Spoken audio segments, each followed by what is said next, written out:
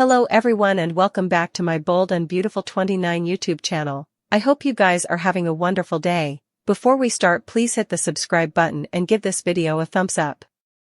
Steffy ambush seems poised to end in horror while Luna faces the consequences of her conduct. Brooke also has a romantic reboot. After Poppy realizes Sheila is right to worry about Luna's pitfalls, she'll decide to visit her son and guide her down a better path. Once Luna catches up with Remy at the firing range, she'll face Poppy's warning back at her apartment. Luna will end here and will make it clear that no bone is going to stand in the way of what she wants. It looks like Luna may indeed turn against Finn after he doubles down on his rejection of her. Luna's wrathfulness will boil over, so she'll continue to hold Steffy responsible for everything wrong in her life. At Sanitarium, a nervous Poppy will meet with Finn and Lee to let them know Steffy could be in real peril.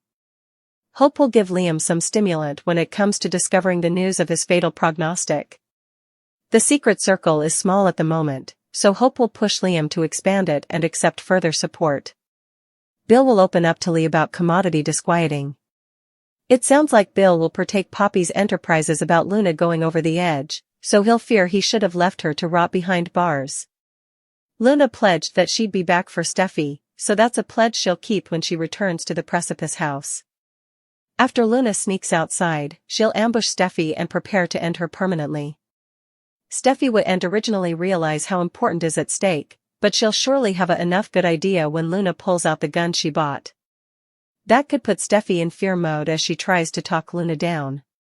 This situation is the perfect setup for a surprise idol, so who's it going to be? Sheila might be a possibility since she's been so upset for Steffy and could use some real redemption. Liam is another option since he's living hard at the guest house and could maybe rush to Steffy's aid. Whatever the case, someone may take the pellet meant for Steffy by the end of all this.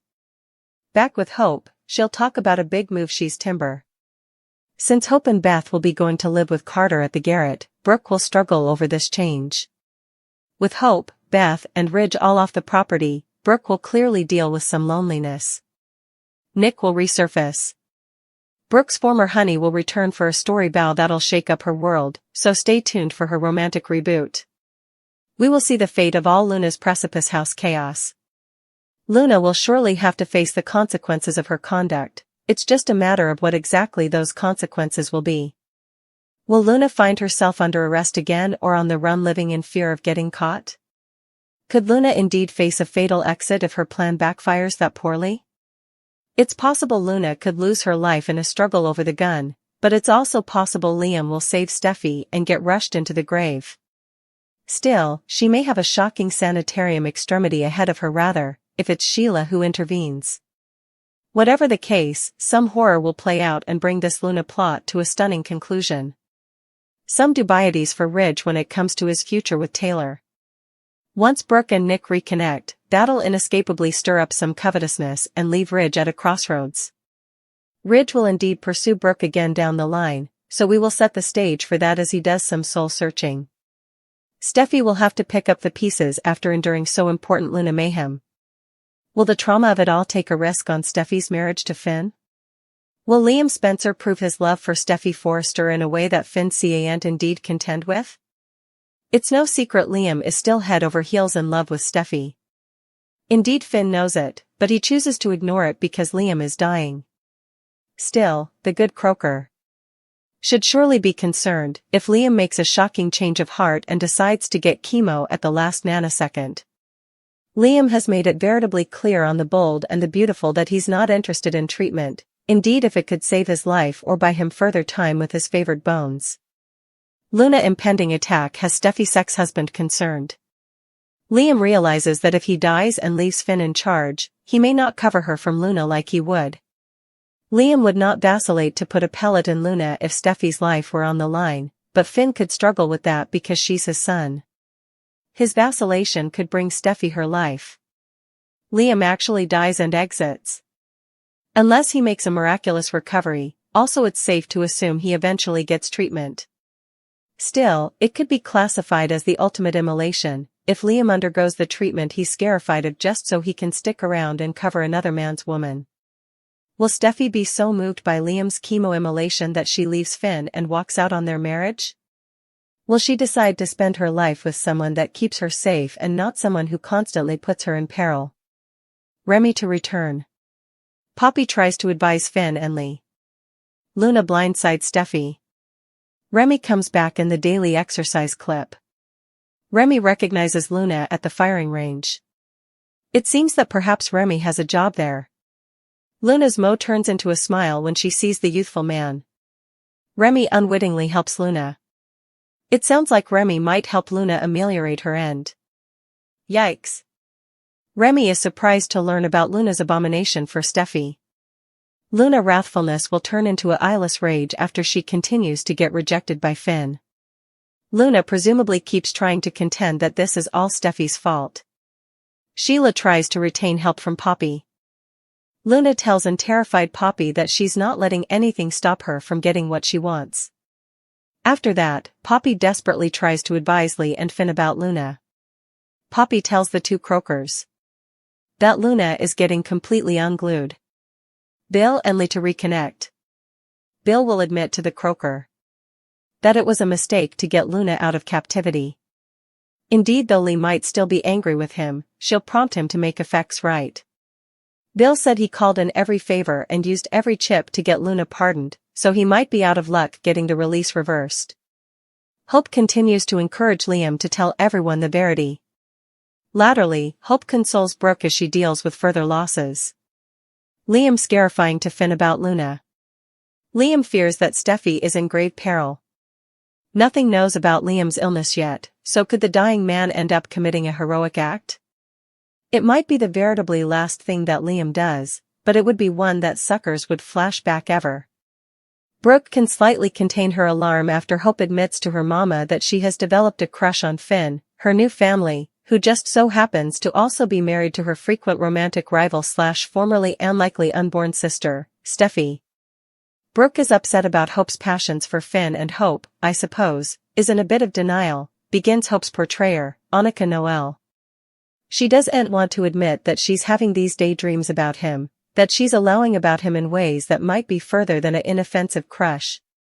She's in complete denial to herself and to her mama, but I suppose Brooke Logan sees through her facade and is rightfully calling her out these unhappy passions. Brooke visits Hope and formally again broaches the subject of Finn, determined to make sure that her son doesn't set her sights on a man who's formerly spoken for, especially by Steffy. But to hear Noel tell it, Brooke's station nearly exacerbates the sticky situation. Explains the actress, so much of this is Brooke saying, I know you're upset about getting like me and no way wanting to be the other woman, and I worry about you following your heart and your heartstrings. And I suppose Hope has a little bit of rebellion in her right now. She's completely lost after Thomas and Douglas left for Europe, and I suppose she's a little bit directionless right now and just kind of being impulsive and being reckless. So I suppose her mama trying to inhibit her is nearly, in a way, having the contrary effect. It's kind of like telling a sprat not to touch a hot cookstove when it's hot. Subconsciously, I suppose Hope is in kind of a reckless, don't tell me what to do kind of mode. And also still deep in denial. When Brooke voices her enterprises about what might be if Hope doesn't put some distance between herself and Finn, Hope's response is just deny, deny, deny. I know that he's Steffy's hubby, mama. You don't have to tell me. I would no way. It's not unhappy, we're just musketeers. You know, the whole thing of, a girl can look at the menu, she just see and order. I mean, Taylor Swift's Shamefaced as Sin, that might be her theme song right now. She's just kind of brushing it off and not taking her mama's enterprises seriously. Hope discovers that her own son is under the rainfall. Beth has a fever, and Hope isn't suitable to get her in to see the pediatrician, Noel trials. Her fever starts to spike and Hope gets upset, so she textbooks Finn, just for advice, like, should I bring her to critical care? What do you suppose? And Finn, being the good croaker he is, says, you know what, don't indeed worry about it, I'll swing by on my way home from work. So he swings by and she sees him interact with her son. He is, of course, great with kiddies and has really cool band-aids and stuff for Beth to choose from. which doesn't exactly make him less seductive in Hope's eyes. Watching him interact with her son, it doesn't help her not suppose about him in a certain way, because he's fascinating and professional and eases her son's mind about getting a shot in all this kind of stuff.